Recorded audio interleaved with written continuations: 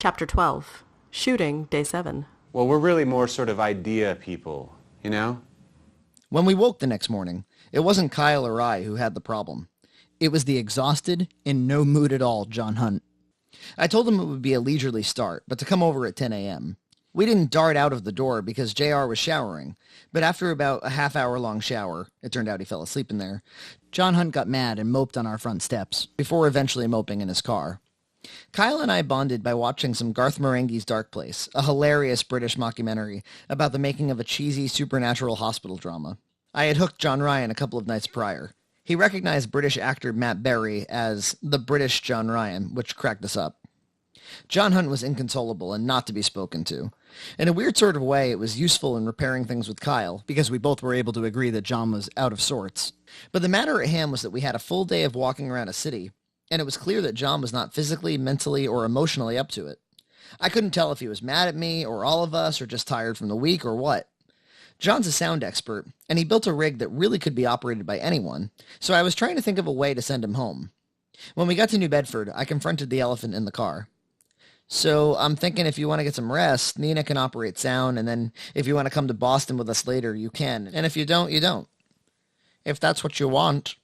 A ridiculous and unhelpful response. I did want, so John stayed in the car. It was a beautiful fall day, the kind I look forward to all year. Dry, windy leaves and sweatshirt weather.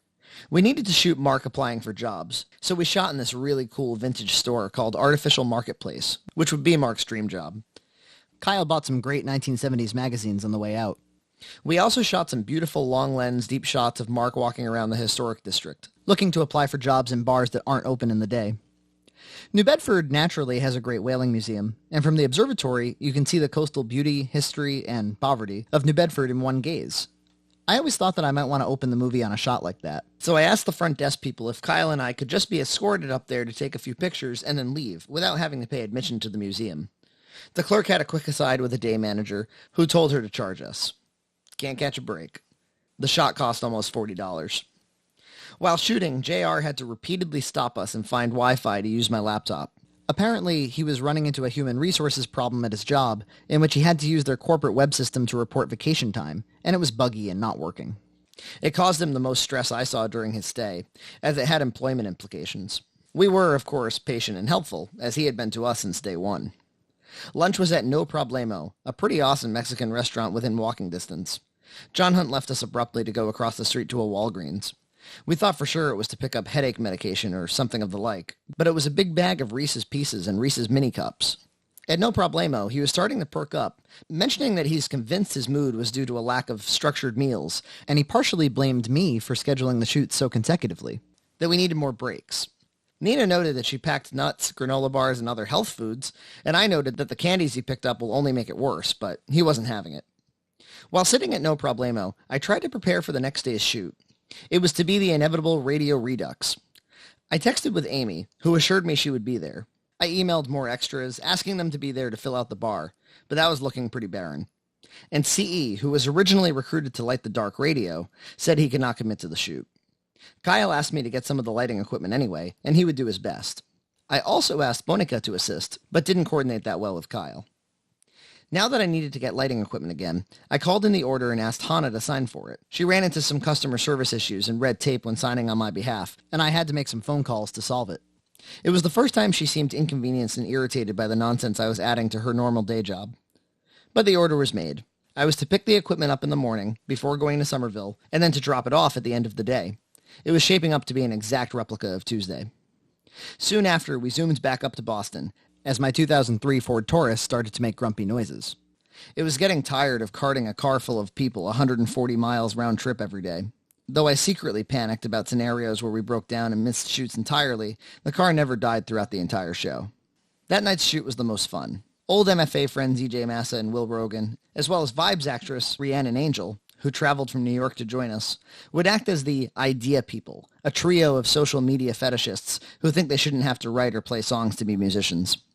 We shot the scene at Jam Spot, a pay-by-the-hour rehearsal space. The location was fairly easy to get to and perfectly cooperative. It didn't take long before the scene clicked into place, as EJ, Rhiannon, and Will quickly found their flavors of hipster.